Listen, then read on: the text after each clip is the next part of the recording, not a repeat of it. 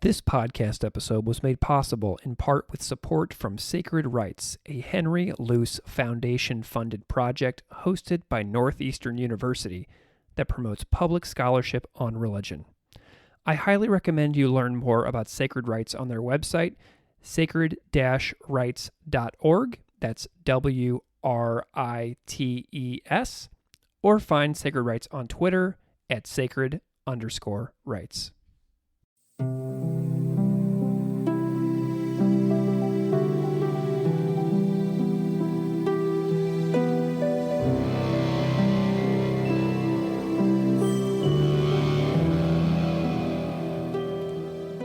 Welcome to Classical Ideas.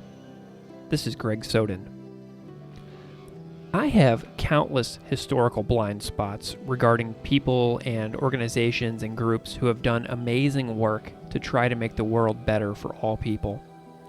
My own blind spots of overlooked histories inspire me because I realize how little I know of sacrifice and of selflessness, and it makes me want to do better with each remaining year of my life. An example of an overlooked history I explore on this episode is the story of the Young Lords. This conversation was an intriguing journey for me to explore an overlooked history of which I knew nothing, but learning about this street gang turned civil and human rights activist organization aimed at neighborhood empowerment and self-determination for Puerto Rico and colonized peoples of the world was a fantastic learning experience. My guest on this episode to discuss the history of the Young Lords is Dr. Jorge Juan Rodríguez V. Dr. Rodríguez is the son of two Puerto Rican migrants and was raised by his mother, father, grandmother, and uncle in a small, affordable housing community outside of Hartford, Connecticut. He has degrees in biblical studies, social theory, and liberation theologies, and recently completed a PhD in history at Union Theological Seminary. In addition to his academic work, which explores the intersections of religion and progressive social movements, Jorge serves as the Associate Director for Strategic Programming at the Hispanic Summer Program, an organization that creates educational spaces focused on the academic study of religion and theology from a Latinx perspective. We discussed the Young Lords in great depth in the second half of our conversation, but we also spent some time discussing navigating the challenging paths within higher education in the beginning of our chat.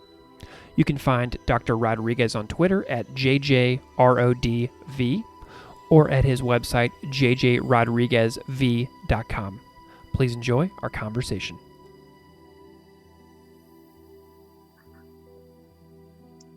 Dr. Jorge Juan Rodríguez V, welcome to Classical Ideas. Thank you. Thank you for having me. I'm delighted to have you. I'm wondering if you can just start off a little bit by just telling the audience a little bit about who you are and what you do in the world. Sure. So I am a recent PhD grad. I just got my PhD from Union Theological Seminary back in May. Even though it was only a few months ago, it feels like eons ago because, gestures at the world and time being relatively meaningless at this moment. But, before the PhD, I grew up in Connecticut, right outside of Hartford. My family migrated from Puerto Rico. And I grew up with my mom and dad and uncle and grandma in this small little affordable housing community outside of Hartford. That is kind of like the centrality of where a lot of my story starts. And from that little, community there in Connecticut, I went on to college to get a degree in biblical studies, and then to Union to study liberation theology, and then was accepted in the PhD program in the field of history. And then currently, I've been working with this organization for a few years alongside my PhD work called the Hispanic Summer Program. And we're an organization that was founded in 1989 to provide classes for Latinx graduate students of religion and theology. And since then, we have expanded significantly and have year-round programming, including public scholarship event every Wednesday, the first Wednesday of every month, called the HSP Exchange, where we invite a different Latinx scholar from across the country to speak about their work and provide a space for people to talk to one another. So yeah, we're called the Hispanic Summer Program, but we're doing things year round. So it's a little confusing, but I love the work I do. I'm the associate director there, and look over a lot of our programming, grant opportunities, etc. How long have you been with that organization? So I started working for them as a social media intern in 2015. Okay. And then along the way, different opportunities came up. I've been doing administration alongside my schooling since probably the second semester of my first year in undergrad. Mm-hmm. And so I had some skills along the way, and I went from social media to event planning to grant writing. And the reason we were able to expand so much in the last year is because we got almost $2 million grant from the Lilly Endowment, that I was grateful to be part of the team that was writing that. So 6 years and a little more responsibility year by year until eventually coming alongside in a more permanent role. Wonderful. I'm curious a little bit about your origin interest in religion in general. If you could take me back a little bit to how you came to be interested in biblical studies, like going into undergrad, and what the origin of that story is. Like, what was that like going in and finding your way to the beginnings of your academic path? They're mostly messy. Yeah. So I guess that's how most stories are. But yeah, I mean, I grew up in church. My family, my mom is Baptist from Puerto Rico. My dad is Catholic, and later on, I found out that his family are also Spiritists.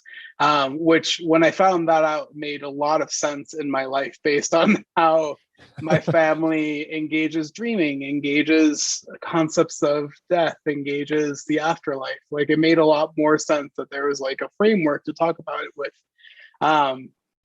But as a result, faith, spirituality, religion was kind of part of the quotidian life of my growing up. Around the time I was 14 or so, we kind of switched from an American Baptist church, which we were going to a Southern Baptist church that had a Puerto Rican mission, or a Spanish-speaking mission. My mom really wanted to engage worship in Spanish. And that was my introduction into Southern Baptists and evangelicalism, which was complex in some ways. I was a teenager and I had a lot of questions about evolution, queerness, things like Sure. that.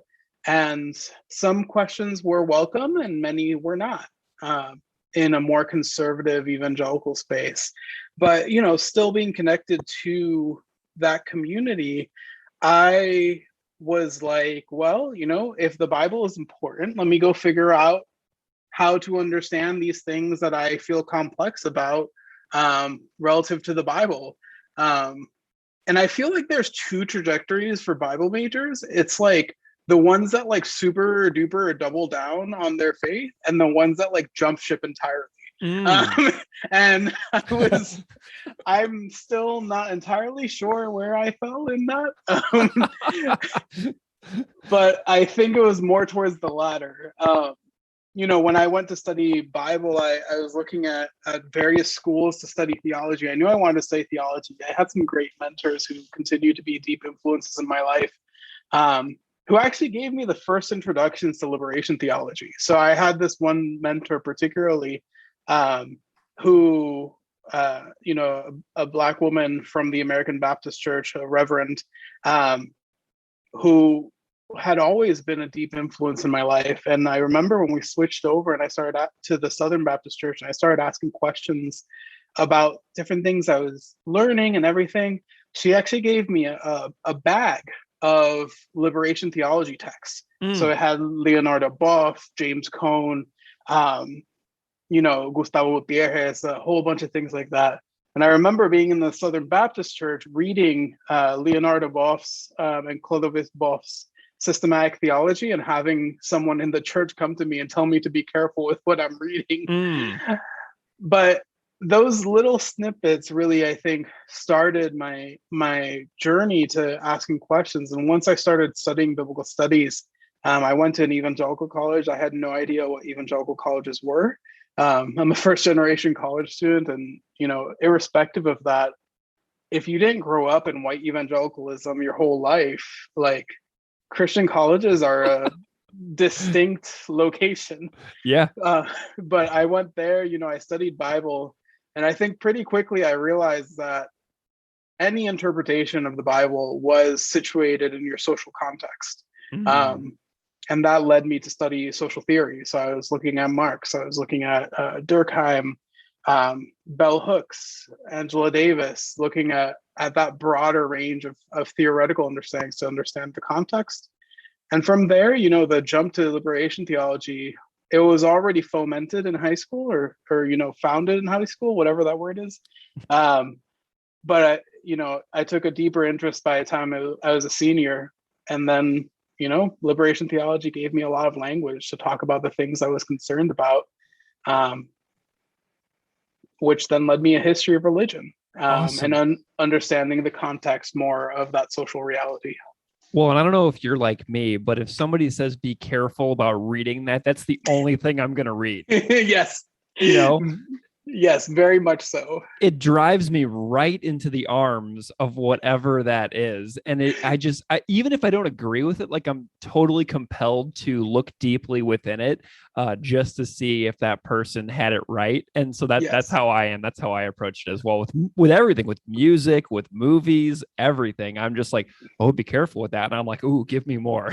Yes, no, I'm very similar. So when I do remember that when the person told me that, I just kept reading the whole book. Yeah. But Yeah. yeah, that's What kind of was how I it? got into it. What was it that led you to want to do the PhD? Because, like, doing that is like a massive life decision that takes years and years of commitment. What made you pursue that path?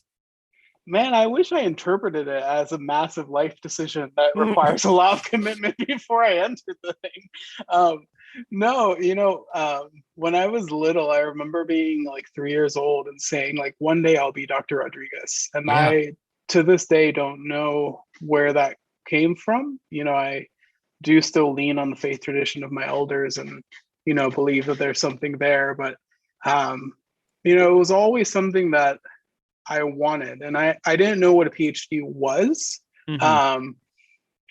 per se. I just knew that there was something about this higher learning that I think was going to be important for me and for my family. And how much of that is shaped by, having the experience of migrants, and like this narrative that education is going to be the way out, which the way out of like social ills, which I don't believe it is anymore, Mm-hmm. but it certainly doesn't hurt. But it was something that I was always driven by. So I went straight from from high school to my undergrad to my master's to my PhD. And it was kind of like, this is the trajectory I'm going. It's unsurprising, after finishing my PhD, that, there was a lot of therapy spent over the last few months trying to figure out, like, okay, the majority of my life was geared towards this one goal. What happens now?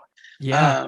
And I found a lot of resonance with other scholars who, like me, are younger when finishing the doctorate, and are making that adjustment too about what does it mean to have a PhD. And especially for someone like me, who I think early into my doctoral work, I realized that I didn't think I was going to pursue a tenure track position. Mm-hmm. So there have been a lot of questions about, well, is the PhD the best degree for this? And I still think it was valuable. I still think it's what I needed to do. But yeah, your question is very complex, and I Yeah. don't think I understood the gravitas of the program before I got in. What was it about Union Theological Seminary as opposed to another place? Why that place? Yeah, so I applied for my master. My introduction to Union was in my master's. At my senior year of college, I was studying liberation theology a little bit more intentionally, doing some independent studies that, in some circles of the college, were not well received, as you can imagine, in an evangelical school. So I applied to Yale, Harvard, and Union. And it was just this thing, aside from scholarships and stuff, it was this thing of Union. When I visited campus with my parents, Union gave us a room to stay. It gave my parents a room to stay. It gave us Metro cards. Wow. I got to meet James Cone. I got to meet Cornel West. I got to meet Daisy Machado, who ended up being my advisor in the PhD program. And there was something about the place that was very imperfect, and yet there's a synergy and an energy that happens at Union that I find particularly moving. And so I decided to go to Union for my master's, and then when it was time to apply for a PhD, it was actually my advisor, Dr. Daisy Machado, who I was debating whether to pursue theology or to pursue American studies, and was running into brick walls in both those things. But there were two conversations that guided me particularly strongly. One was with my advisor, Dr. Daisy Machado, who kind of looked at me one day over dinner and said, you're a historian and you're lying to yourself applying to these theology programs. Why don't you just come study with me and be my last student? So that was fairly compelling, but I still had the audacity to tell her I'd think about it. And the other person was James Cone, may he rest in peace, that I had a conversation with him. I told him, Dr. Cone, I'm thinking about doctoral work. I don't know what to do, if to apply to theology, but I'm kind of thinking history. And it was actually Dr. Cone who said to me, the foundation of all theological inquiry is history. If you don't know where you've been, you can't really understand how the divine is or is not working. So both those things kind of pushed me. So Union ended up being the only place I applied.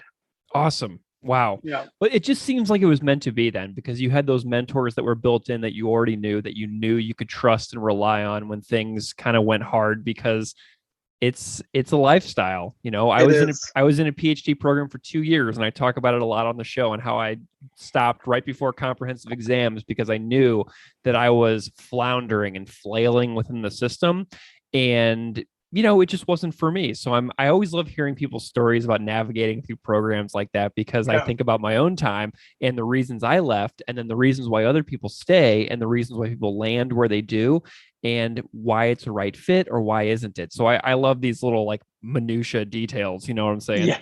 Well, if I may ask, did you feel empowered to leave when it was your time to make that decision? Well, I was really fortunate because I had a teaching certificate in the state of Missouri where I was living at the time, and I was at the University of Missouri in the PhD program in education.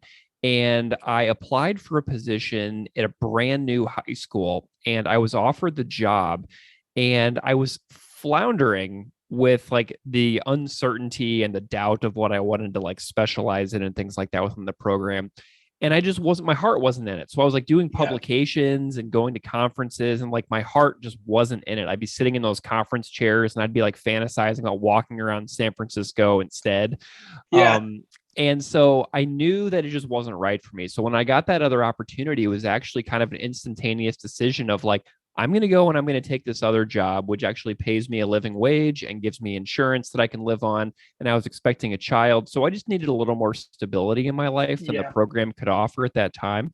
And it gave me objectives every single day instead of this big amorphous changing thing that I couldn't get a grasp on, because I was reading so widely and I was interested in so many different things that I was just I don't really know if I really want to hone in on anything for a couple of straight years. That's why I do a show like this where I can talk about anything, you know? So it was just it was a decision where the people in the program, the PhD students in the program, were very supportive. And they said, you should really go do that, because that's a great opportunity and we're still your friends. So it's totally cool. So there was a different level of acceptance among the people who I was peers with, who were yeah, you really should go do that. Cause they were they were we can read it on your face when you're not happy. And cause I'm a fairly expressive person facially.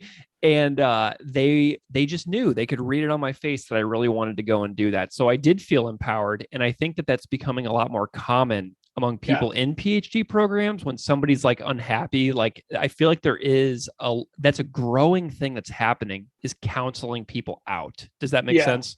Yeah, I was actually about to say the same thing. I think that's one of the cool developments that I've seen in the last since I started the program. I mean, I think part of it's connected to the movement of unionizing doctoral workers, where people feel more conscious of just the economic realities of a program, which, the material conditions force them to make a decision and an analysis of their own vocation. And I think that, it's an important conversation. So thank you for sharing. Oh, you're welcome. I do want to talk a little bit about your scholarship and interests as well. I was listening to a podcast the other day featuring you on some work that you had done on a group called the Young Lords. Can we talk about this for a little while? Yeah, sure. So, my doctoral research was on this organization called the Young Lords Organization, and particularly their New York City chapter. So the Young Lords are an organization that started in the 1960s in Chicago, kind of moving from a Puerto Rican street gang to becoming politicized, and really working to, protect the Puerto Rican community in Chicago, the Latinx community, Mexican community, fighting against gentrification, fighting against other realities of poverty within the context of the Vietnam War, the context of deindustrialization, which is basically, in the 1950s and 60s, a bunch of factories left cities like Chicago and New York City and Newark. And basically what happened is that right as you have an influx of Puerto Rican migrants and other migrants from other parts of the world, and Black migrants from the Southern United States showing up in these cities, suddenly all these jobs are leaving. So you have this like chronic unemployment reality occurring in these cities, precisely as young folks are coming back from war. And, of course, the other realities of like police brutality happening in these cities, uprisings as a result. So in New York City in 1967, you have uprisings against police brutality in East Harlem, a primarily Puerto Rican community. You have the Watts riots in LA. Like, the US is going through this like intense change, sociopolitically, economically.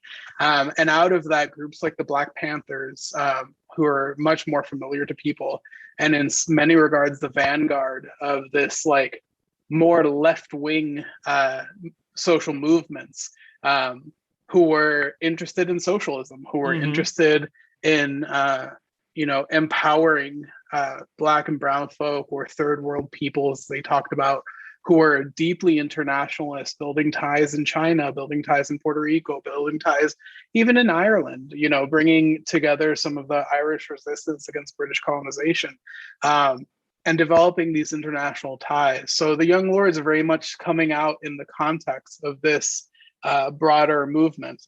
But I didn't focus so much on the group in Chicago. I focused on a chapter that was formed in New York City, by a group of primarily Puerto Rican, also some African American, and more broadly Latinx, Cuban, Mexican, et cetera, individuals, but primarily Puerto Rican, who many of whom the founders were high school educated or college students, one of which was Juan Gonzalez, who is now runs Democracy Now! He's a very well-known figure. Yes. A lot of people know Juan, really nice guy. But he was at Columbia University in 1968, leading some of the protests in Columbia University before then going on to join the Young Lords as the Minister of Education for the New York chapter. So you have this group coming together, and really what they're trying to do is, in no uncertain terms, build a new society. But how they pursue that is very locally and very individually. They are influenced by the work of Frantz Fanon, who really wrote and talked a lot about internal colonization and needing to oppose anti-colonial movements needing to also do the work of deconstruct the ways that colonialism still psychologically manifests within the colonized. Yeah. And so in their movement, they were organized. They had a hierarchy that was, somewhat based off the military, again, the context of Vietnam. And what they did was that they tried to build programs to serve the people. So they had breakfast programs for kids that they did with the Black Panthers. They did clothing drives. They tried to organize shelters when possible for homeless folk. They did a tuberculosis and lead poisoning testing. A lot of the laws that came out in New York City specifically that we still have today to test kids for lead poisoning and tuberculosis come out of the activism of the Young Lords. And a lot of the healthcare movements that they did in the 60s that led to a patient bill of rights that's used widely stemmed out of the health activism of the Young Lords. So they're doing, all these things, these community-based groups, and they're also doing political education. So like they're bringing people in, 14, 15, 16-year-olds, and sitting down in classrooms and reading Karl Marx and reading Fanon. And, that is one part of their work that I think isn't talked about enough, but I think is actually so vitally important because they aren't assuming that people are coming in with, the understanding of these radical theories. Yeah. But they do assume people are coming in with a clear understanding of the material conditions of their reality. And so they create spaces, they created educational spaces to try to, bring those things together. And in fact, to become a Young Lord, you had to know these critical theories. You had to understand their 13-point agenda, which included things like calling for the freedom of Puerto Rico, the independence of Puerto Rico, a socialist society, etc. You had to do all these things before even becoming a Young Lord. So I got into them because I was actually studying eugenics. Oh, wow. And while studying eugenics, I started learning about the impact of eugenics in Puerto Rico, and particularly the mass sterilization of Puerto Rican women throughout the 20th century, in part connected to the eugenics movement, colonization, theories of overpopulation, which are used to overshadow colonial conditions, and the testing of the birth control pill on Puerto Rican women. So all these things happening. And in the US, the Puerto Rican diaspora rising up and speaking about the lack of birth control, but also the murderous conditions of hospitals, especially for Puerto Rican women, around questions of birth, around questions of sterilization. In that, I started connecting to the Young Lords. And once I started learning about them, it really gave me language to talk about, in some ways, my story. I was fascinated by what did it mean to be Puerto Rican, but in the US diaspora, doing politics. And being in New York City gave me a particular vantage point to talk about that. Do you feel like you could lead almost like a Manhattan walking tour of Young Lords sites in your city? Well, actually, someone's already done that. So Wonderful. There's this awesome artist. It's funny, his name is escaping me, but I see his face in my head. He's a brilliant artist in East Harlem who teamed up with the photographer of the Young Lords, whose name is Hiram Maristani. And what he did was that he did this walking tour called Mapping Resistance. And he took photos from the Young Lords from their different offensives. So they took garbage and lit it on fire to bring attention to the fact that garbage wasn't being picked up in East Harlem.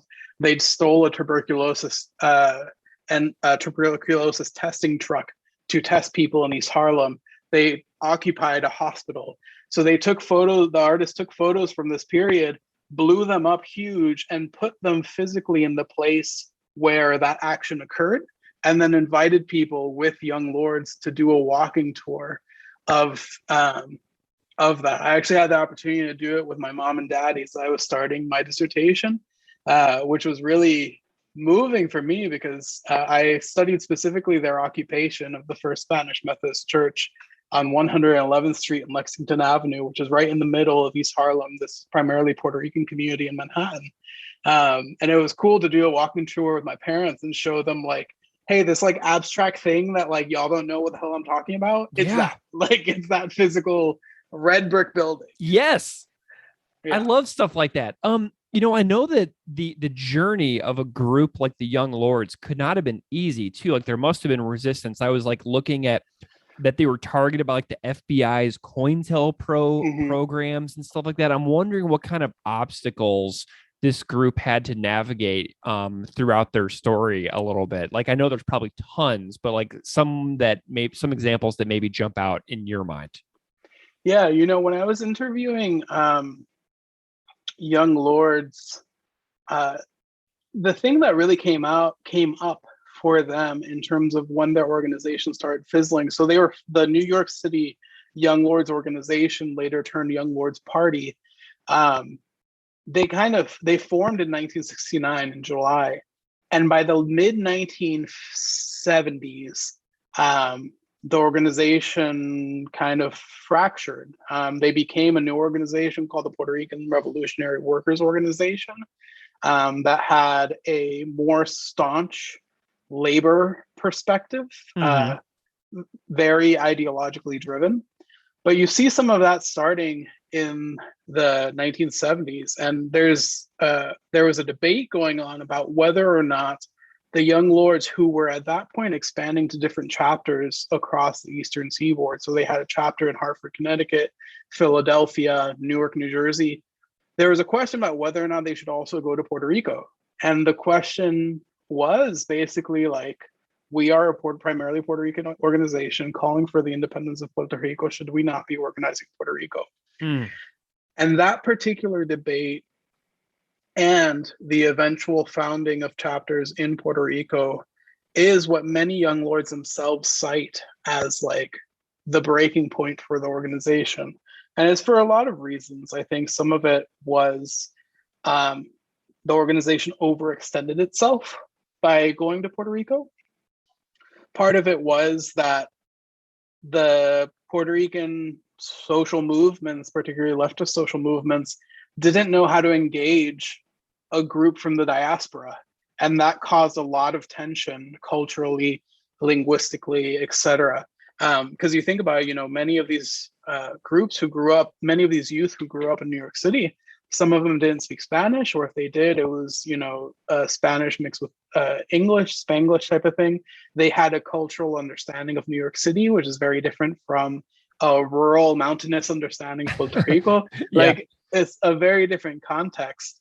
And so that caused tensions. But I think the other piece that is the one we might not ever know, or will only know in pieces, is, the FBI infiltration of the Young Lords. And you see by 1971, 1972, clear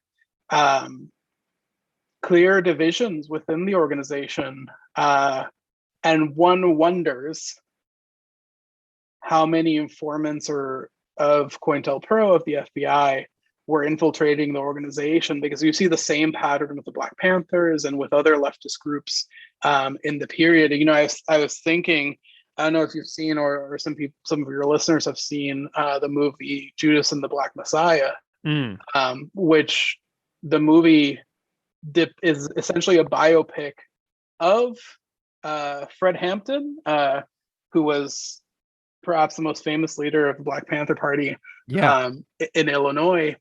But it was really about this other character whose name is escaping me, who essentially became an informant for the FBI.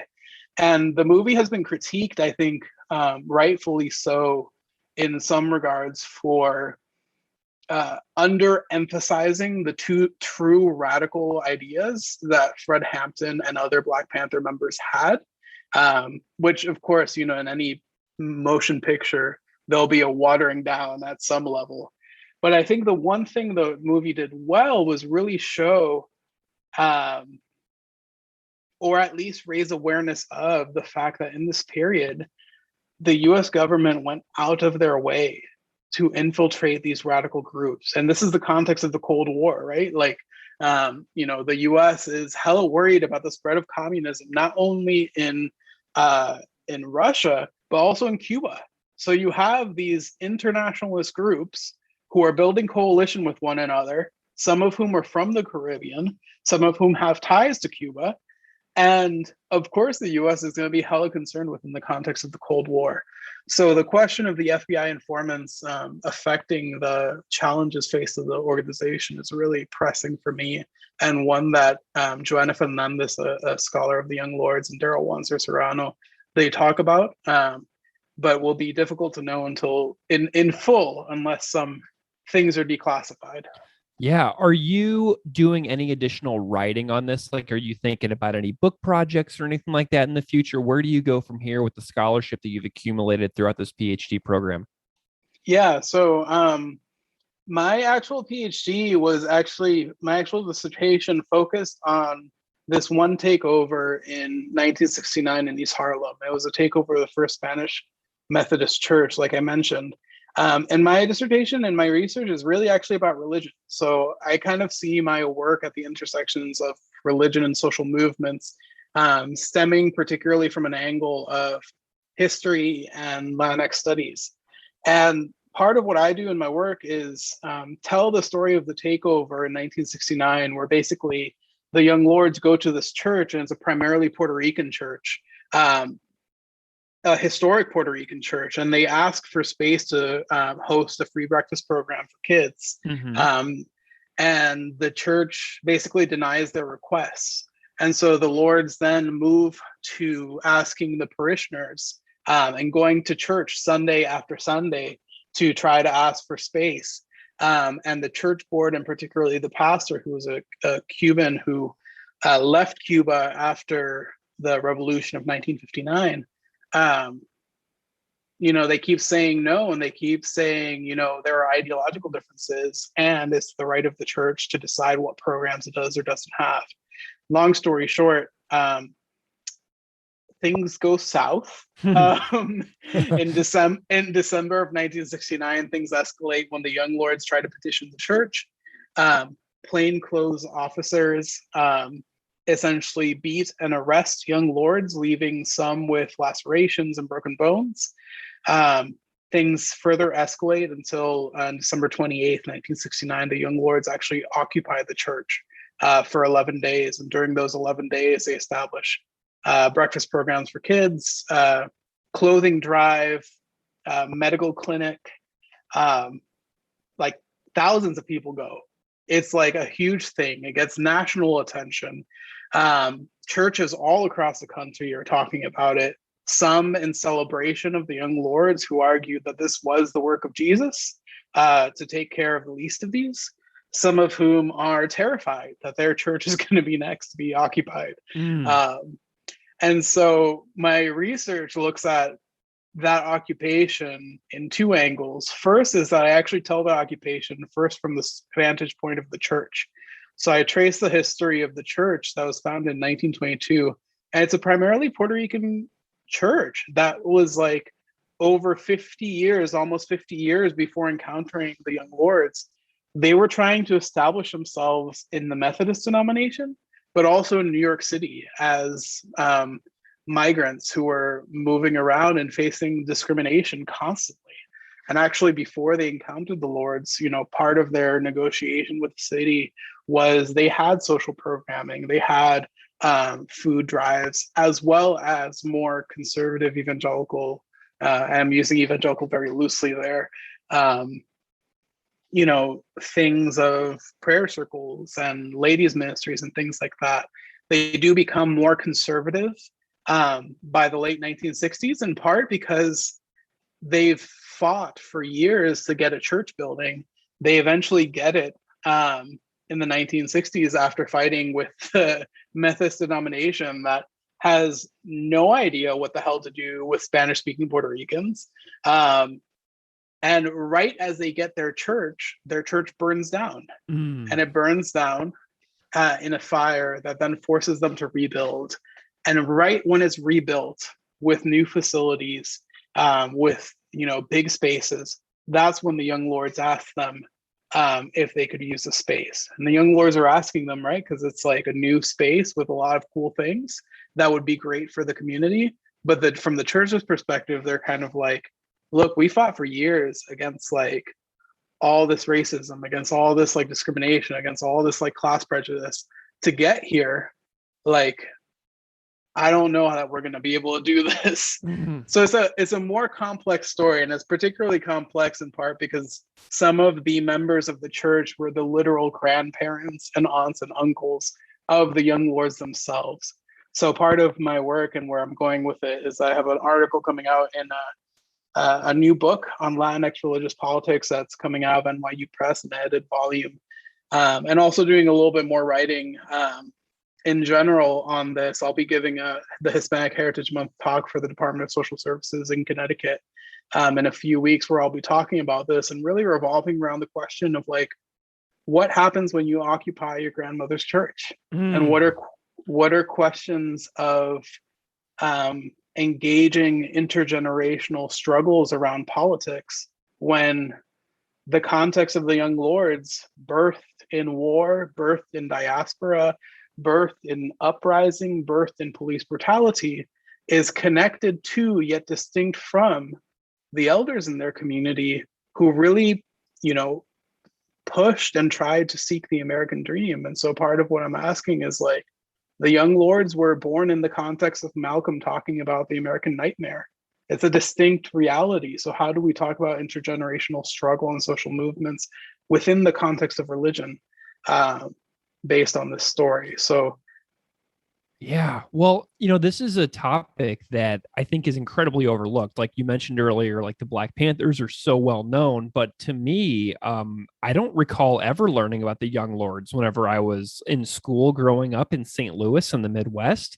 Like this is a storyline of the United States and that I was entirely unaware of, essentially.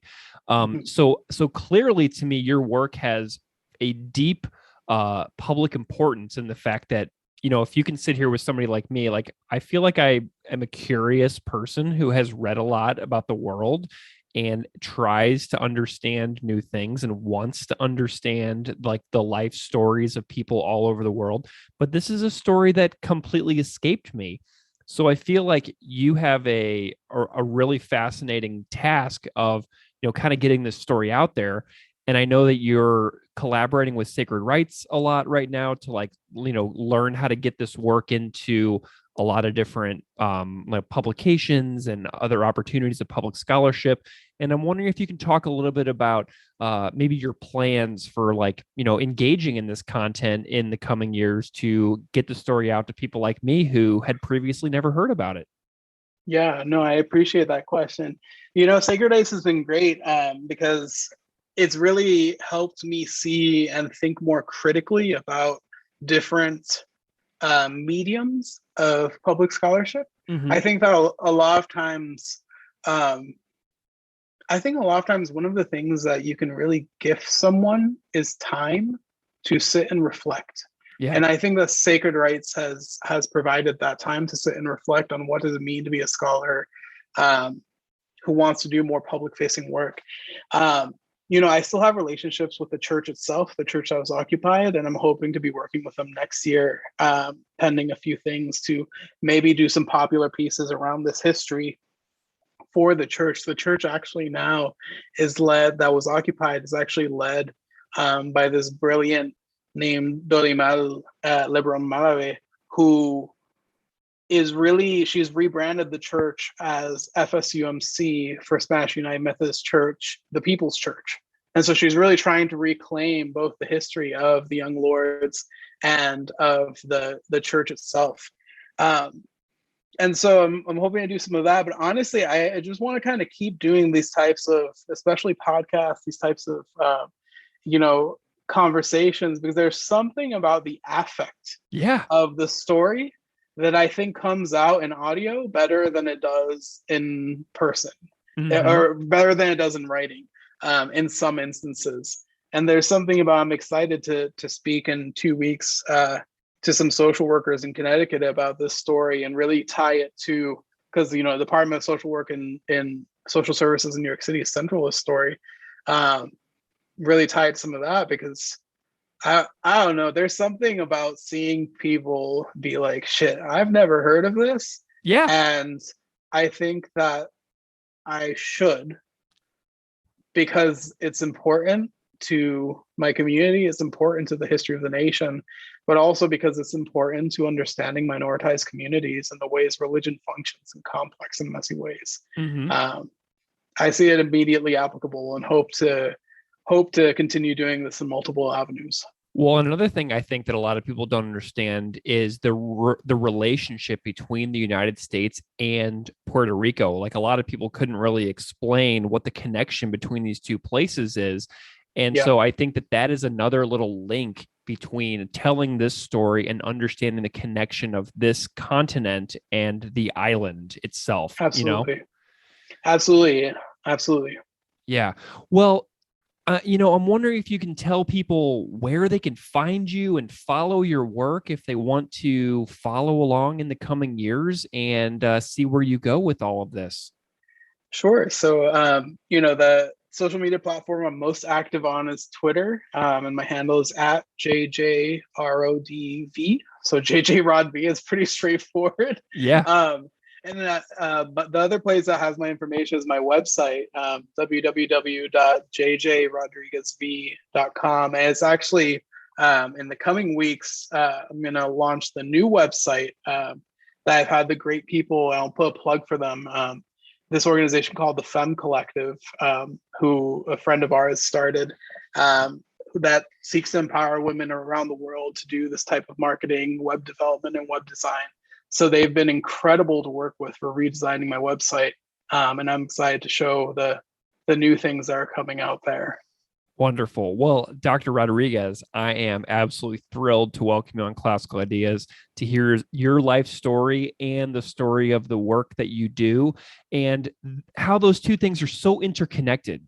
You know what I mean? Yes. There's so much life story that you have woven throughout your work as well, which is truly inspirational to me because, I just feel like you've got this like really rich line of work going that you are just incredibly engrossed in. And I just love what you're doing. And I'm so excited that you were here. So thank you so much for coming on Classical Ideas to chat with me about everything that you do, because I just love learning with you today.